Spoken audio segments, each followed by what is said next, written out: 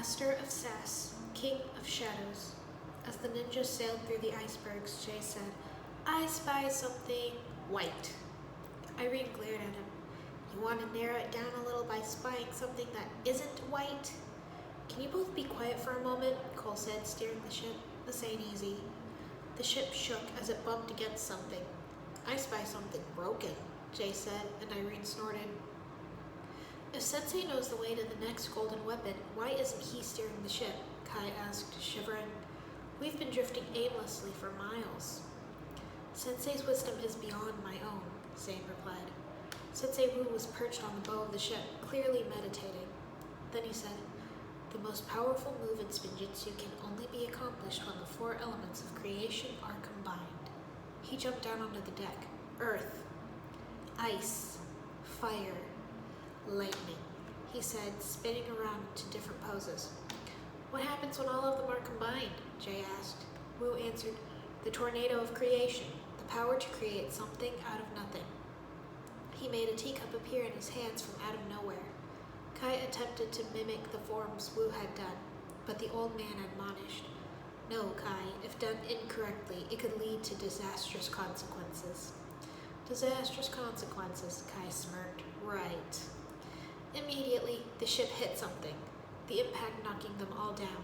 Wasn't me, Cole said quickly. Did I do that? Kai said in amazement. No, Wu replied. We are here. Irene looked at the frozen landscape and shuddered. She hated being cold. They walked through the snow towards the mountain and entered a cave opening. Looks beautiful, she murmured, gazing at the ice. The shurikens, Zane said, pointing. There they were, hovering near the ceiling just below the teeth of a dragon that Irene did not doubt was a living, breathing dragon. They all stood under it and lifted Zane up on their shoulders. As soon as Zane grabbed the shurikens of ice, he was frozen solid and the dragon began to wake. Icicles started falling, and the ninja picked up their frozen brother and ran screaming. They slid down the path back to the ship, riding the frozen Zane. Who needs a sled when we've got Zane? Irene shrieked, adrenaline running high. They slammed into the ice, full speed, breaking Zane free and falling on top of him. Wu was waiting for them.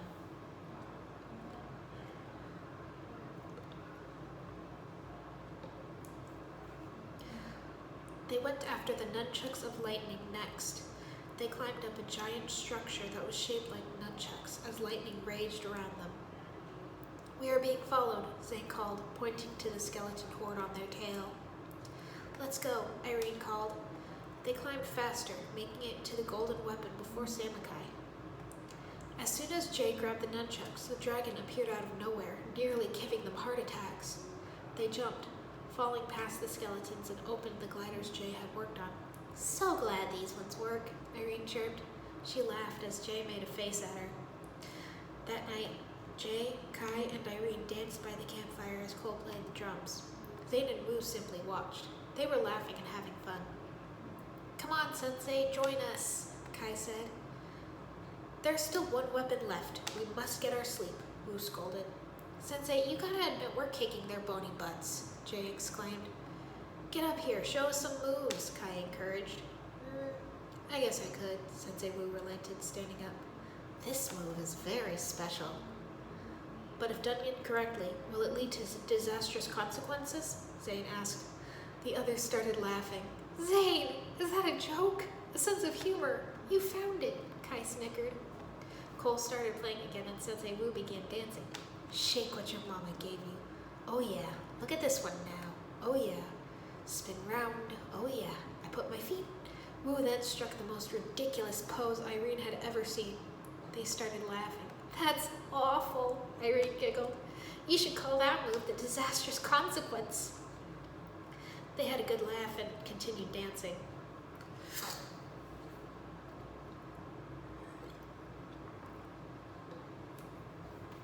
Irene woke with a start. The skeletons had found them. Cole was still asleep, and Jay and Zane had been tied up. Irene screamed loud enough to wake the dead as she tried to fight off the skeletons. Cole woke up to her screams and tried to help, but they were outnumbered. I believe these belong to Lord Garmadon now, Samukai chuckled as he held up the golden weapons. The skeletons cheered. Wu and Kai were nowhere to be seen. The four of them were tied up, hanging from a tree branch, and Samukai ordered, "To the fire temple!" He stopped, and Irene saw him converse with an odd shadow before he shouted, "Chains of plans, to the underworld!" The skeletons cheered, and they all got in their vehicles and drove off. Cole coughed. "Now what?" Jay smirked, holding a sword he'd snatched from a skeleton. "Now we get out of here." Jay, you might wanna," Irene started, but Jay cut the rope before she could finish, and they all fell in a heap. "Warn us next time, will you?" Cole complained. "Let's go," Zane urged, standing up. They all ran after the skeletons. "There they are," Cole shouted as they moved through the trees. Irene jumped and landed on top of a buggy. The others soon caught up, Cole using his super strength to hold it back, while Jay and Zane jumped on. "Get them!" Samukai shouted. "Ninja, go!" Jay cried, using spinjitzu on the skeletons. He spun to the back where the golden weapons were chained up and punched the lock. "Oh, okay, that's why they make keys," he winced. "What did you think keys were for? Decoration?" Irene sassed as she stabbed a skeleton with her sai. Jay rolled his eyes and stuck his head up. "Hey, Cole!" He gagged and coughed as the butt of Cole's scythe caught him square in the throat. "Jay!" Irene cried, jumping toward him. Cole batted the skeletons away and apologized. "Sorry, Jay, I didn't see you." Irene's dual-colored eyes widened, and she ran to the front after Zane. Samukai kicked him, and Zane barely managed to grab hold of the grill. The buggy accelerated, and the ninja all flew off. The buggy crossed over to the underworld. As they got to their feet, Jay tried to say something, but couldn't because of his bruised vocal cords. "You don't need to say it," Cole said. "We've lost." They ran toward the fire temple, seeing no sign of Kai or Wu. "Kai! Sensei!" Cole yelled desperately. Zane pulled off his hood. "The Sword of Fire was here, as well as our friends. Now I sense only loss. We are too late.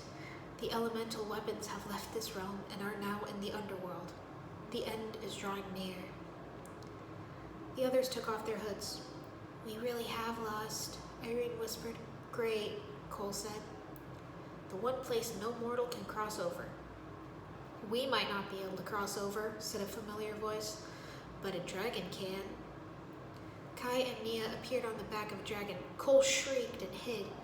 "Our father used to tell us stories about the dragons," Nia said, "that they were mystical creatures that belonged to both worlds and varied between them." Cole stammered, "Are you insane?" "Once he realized we were trying to protect the Sword of Fire," Kai said, "he actually became quite a softie." The dragon started nuzzling him and he laughed. "Knock it off." Nia and Irene giggled. Jay tried to ask Nia a question, but his throat was too sore. "He cannot talk, but he wants to know if you like blue," Zane said. Nia smiled. "It's my favorite color." Jay pumped his fist in victory. Nia jumped down and hugged Irene. "Nia," Kai said. "This is goodbye, isn't it?" Nia said. "Only for a little while," Irene promised. "Both of you come back to me in one piece, okay? I don't want to have to run the store on my own," Nia said. "We promise we won't be gone for long," Kai said, mounting the dragon. "I'll keep a candle lit outside the shop until you return," Nia said. "You guys go on ahead," Cole stammered. "There's not enough room for all of us on that thing." The dragon growled at him. "You're right, Cole," Kai replied, "but I've got a way to fix that." Irene grinned. "Don't worry, Cole. I'll be right behind you," she promised.